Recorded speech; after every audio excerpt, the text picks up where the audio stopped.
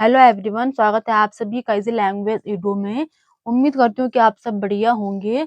और आज हम पढ़ने वाले हैं हिंदी व्याकरण में जो हमारा टॉपिक रहेगा वो रहेगा व्यंजन। इससे पहले हमने स्वर पढ़ा था, यदि आपने देखा नहीं तो जाइए और प्लेलिस्ट में देखिएगा। सबसे पहले हम देखेंगे कि व्यंजन होते क्या है। ठीक है, व्यंजन होते क्या है? तो स्वर की सहायता से बोले जाने वाले वर्ण। ठीक है, जो स्वर की सहायता, स्वर मतलब किसी की मदद से बोले जाते हैं। ठीक है, सहायता मतलब किसी की मदद से बोले जाते हैं। तो स्वर की सहायता से बोले जाने वाले वर्ण क्या कहलाते हैं? व्यंजन कहलाते हैं। ठीक, सबसे पहले हमने देखा कि स्पर्श व्यंजन। ठीक है, स्पर्श व्यंजन कितने होते हैं? स्पर्श व्यंजन होते हैं आपके 25। ठीक, सबसे पहले आता है क वर्ग। ठीक है, जैसे क वर्ग में क, ख, ग, घ, ग। ठीक है, क, ख, ग, घ, ग। जैसे हम क वर्ग बोलते हैं क, ख, ग, घ, ग।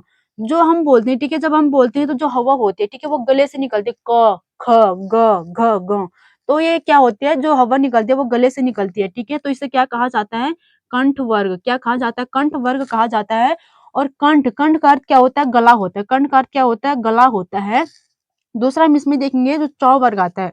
च, छ, ज, झ, य। ठीक है, जब हम क्या बोल रहे हैं च, छ, ज, झ, य, तो जो हमारे जीव है वो कहाँ चिपक गया? वो तालू पे चिपक गया। तो ये कौन सा वर्ग हो गया? तालु वर्ग। ठीक है, कौन सा वर्ग हो गया? तालु वर्ग हो गया। फिर आता है ट वर्ग। ठीक है, ट, ठ, ड, ढ, अण। ठीक, ट, ठ, ड, ढ, अण। जब हम बोलते हैं ट, ठ, ड, ढ, अण, और जब हमने बोला च, छ, ज, झ, य, जो ये हमने बोला च, छ, ज। ठीक है, जो ये जीभ थी, जो जीभ थी वो ऊपर तालू पे चिपक रही थी। और जब हमने बोला ट, ठ, ड, ढ, अण, तो जो हमारी जीभ है वो तालू से ऊपर, ठीक है, तालू से ऊपर मूर्धा पे चिपकती है। इसे क्या कहा जाता है? मूर्धा। ठीक है, मूर्धा वर्ग कहा जाता है। फिर देखते हैं हम त वर्ग आता है। त, थ, द, ध, न। ठीक है, त, थ, द, ध, न। जैसा आप बोल रहे हैं त, थ, द, ध, न। ठीक है, तो ये जो हमारी जीभ है वो कहाँ चिपकती है? दंत पे। ठीक, दंत पे चिपकती है, तो ये हो गया दंत वर्ग। फिर आता है प वर्ग। ठीक है, प, फ, ब, भ, म। ठीक, जब हम बोल रहे हैं प, फ, ब, भ, म, तो जो हमारे होंठ है, ठीक है, जो हमारे होंठ है वो मिल रहे हैं, आपस में क्या हो रहे हैं? मिल रहे हैं। तो इसी को क्या कहा जाता है? होष्ठ वर्ग। ठीक है, ओष्ठ, इसी को क्या कहा जाता है?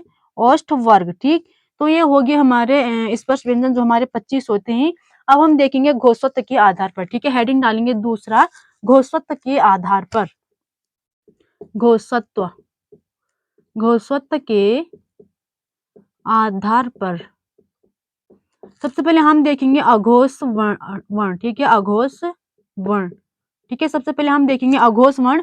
अघोष वर्ण क्या होते हैं? जिन स्वर तंत्रियों में, जिन स्वर तंत्रियों में, जिन स्वर तंत्रियों में कंपन, ठीक है, कंपन कम हो। ठीक है, अघोष मतलब कम हो। ठीक है, घोष तो क्या आधार पर देखेंगे, मतलब और जैसे ओ आता है तो इसका जो उल्टा ही होता है। ठीक है, तो अघोष मतलब जिन स्वर तंत्रियों में, ठीक है, जो स्वर जिन स्वर तंत्रियों में कंपन कम हो उन्हें क्या कहा जाता है? उन्हें अघोष कहा जाता है।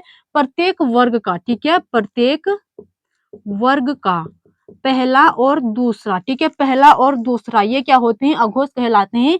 दूसरा हम देखेंगे सघोष, सघोष वर्ण।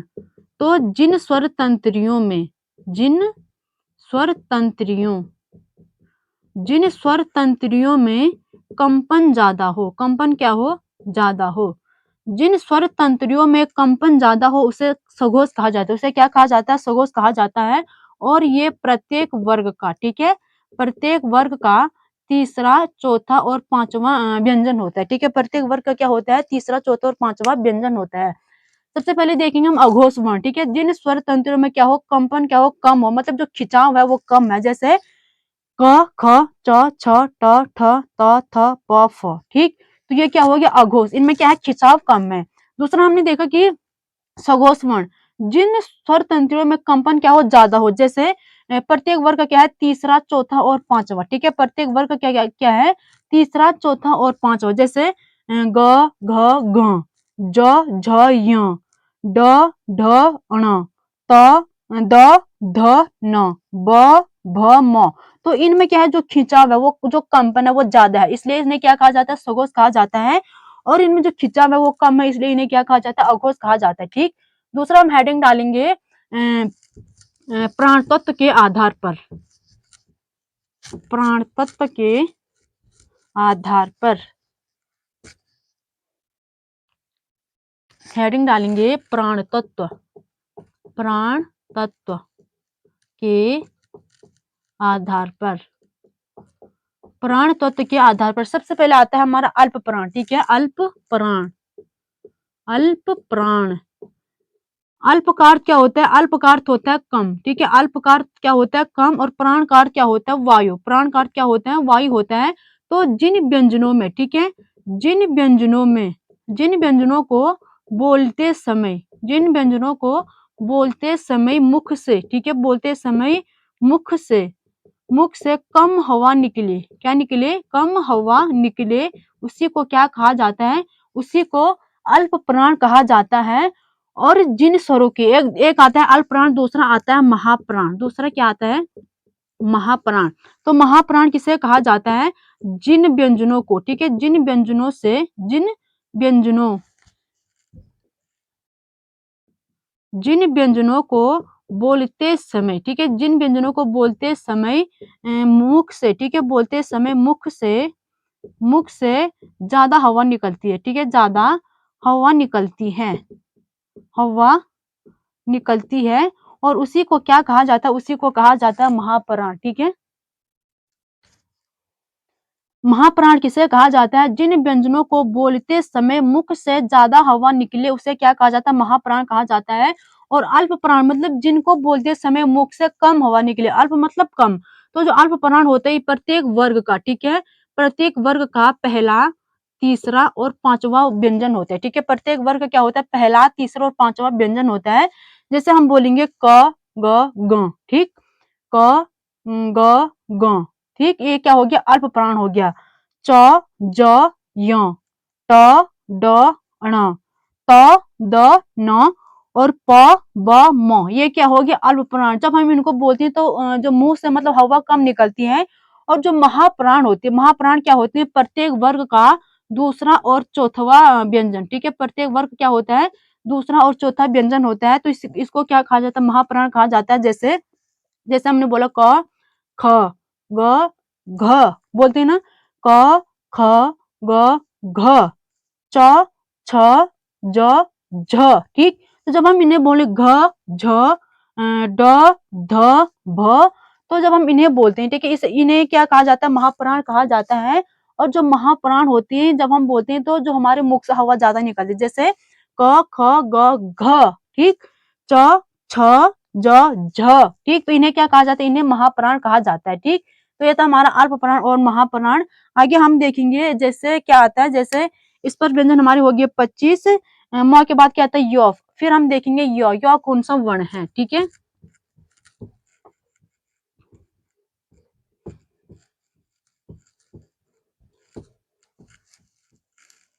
सबसे पहले हम देखेंगे य, सबसे पहले देखेंगे य, फिर आता है र और फिर आता है ल, ठीक है, य, र, ल। तो सबसे पहले देखेंगे हम य। जब हम बोलते हैं य तो जो हमारे जीभ और तालु पे चिपक रही है, तो साधारण सी बात है, ये तालु वर्ग का है। किसका वर्ग का है? तालु वर्ग का है। दूसरा हमारा हो गया र, जो र है ये लुंठित वर्ग है। कौन सा वर्ग है? लुंठित वर्ग है। जब हम बोलते हैं र, ठीक है, जब हम बोलते हैं र तो जो हमारी जीभ है, ठीक है, जब हम बोलते हैं र तो जो हमारी जीभ है वो तालू से पीछे लुढ़क जाती है, तालू से क्या हो जाती है? पीछे लुढ़क जाती है। दूसरा हमारा आता है ल, और ल हमारा पार्श्विक, ठीक है, पार्श्विक वर्ण है, ठीक, कौन सा वर्ण है? पार्श्विक वर्ण है। और जब हम बोलते हैं ल, ठीक है, तो जो जीभ है ल, ठीक, जो जब हम बोल रहे हैं ल तो जो हवा है, ठीक है, वो जीभ के पीछे चली जाती है, हवा जीभ के पीछे, हवा क्या हो जाती है? जीभ के पीछे चली जाती है। जब हम बोले ना ल तो जो हवा है वो पीछे की ओर जा रही है, ल, ठीक है, तो इसी को क्या कहा जाता है? पार्श्विक वर्ण कहा जाता है। और जो र होता है इसे कहा जाता है लुंठित वर्ग, ठीक है, र। तो र जब हम र बोलते हैं तो जो जीभ है, ठीक है, वो तालू से पीछे की ओर लुढ़क जाती है, तो वो उसे क्या कहा जाता है? लुंठित वर्ग कहा जाता है। और ल को क्या कहा जाता है? पार्श्विक वर्ण कहा जाता है, ठीक। आगे हमारा आता है व, और जो व और य है, ठीक है, व और य को क्या कहा जाता है? इन्हें अर्ध स्वर कहा जाता है। क्या कहा जाता है? अर्ध स्वर कहा जाता है। इन्हें क्या कहा जाता है? अर्ध स्वर कहा जाता है। और दूसरा हम इसमें देखेंगे, दूसरा हम इसमें देखेंगे तो व के बाद क्या आता है? स, ठीक है, सबसे पहले ये वाला स आता है, फिर मूर्धा स और फिर सपेरा वाला स आता है, ठीक। जब हम बोलते हैं शलगम, जब सौ होता है, ठीक है, सौ से क्या होता है सलगम, ठीक, जो हम बोले शलगम तो जो हमारी जीभ है, ये जब हम ये वाला सौ बोले तो जो हमारी जीभ है वो तालू पे चिपक रही है, तो इससे ये कौन सा वर्ग का है, तालु वर्ग का है। और दूसरा आता है षटकोण, सौ से क्या होता है षटकोण, जब हम क्या बोल रहे हैं षटकोण, जब हम बोले षटकोण, जो ये वाला सौ है, ठीक है, जब हम बोले षटकोण और जब हम बोले ट, ठीक है, षटकोण, सौ और ट वर्ग, ठीक है, जो सौ और ट वर्ग है ये कौन सा वर्ग का, ये है मूर्धा वर्ग का, ठीक है, ये कौन सा वर्ग का है, ये है आपका मूर्धा वर्ग का। और जब हम बोल रहे हैं सौ, सौ से सपेरा, ठीक है, सौ से सपेरा, किस वर्ग का, ये है वत्स्य वर्ग का है, ठीक है, वत्स्य वर्ग का है, ठीक, जैसे महसूस, महसूस, तो ये कौन सा है, वत्स्य वर्ग का है, ठीक।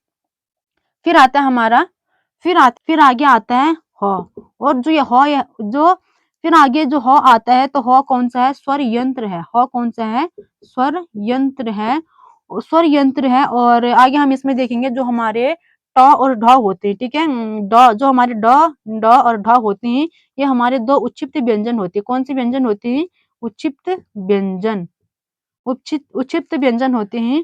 तो ये थी हमारी आज की कहानी। सबसे पहले हमने देखा कि जो व्यंजन होते हैं, स्पर्श व्यंजन 25 होते हैं। क वर्ग को कंठ वर्ग कहा जाता है, च वर्ग को तालु वर्ग कहा जाता है, ट वर्ग को मूर्धा कहा जाता है, और जो त वर्ग है ये दंत वर्ग हो गया, और जो प है ये ओष्ठ वर्ग हो गया। फिर हमने देखा इसमें कि जो घोषक क्या आता है, पर सघोष, अघोष उन्हें उन्हें कहा जाता है जिन स्वर तंत्रियों में कंपन कम हो। और दूसरा हमने देखा था सघोष, ठीक है, दूसरा हमने सघोष देखा था, तो सघोष उन्हें कहा जाता है जिन स्वर तंत्रियों में कंपन ज्यादा हो। फिर हमने देखा था अल्प प्राण, अल्प प्राण का अर्थ होता है कम, ठीक है, जिन व्यंजनों में हवा कम निकले। और दूसरा था महाप्राण, तो महाप्राण किसे कहा जाता है, महाप्राण जिन व्यंजनों में हवा ज्यादा निकले उसी को महाप्राण कहा जाता है। फिर आता है हमारा य तालु वर्ग का है।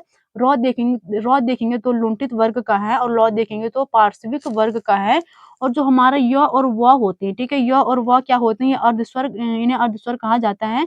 और फिर देखेंगे सौ से होता है सलगम, ये हमारा तालु वर्ग का है। फिर षटकोण देखेंगे तो ये मूर्धा वर्ग का है। फिर आता है सौ हमारा वत्स्य वर्ग का है। और फिर ह आता है, ह क्या हमारा स्वर तंत्र है।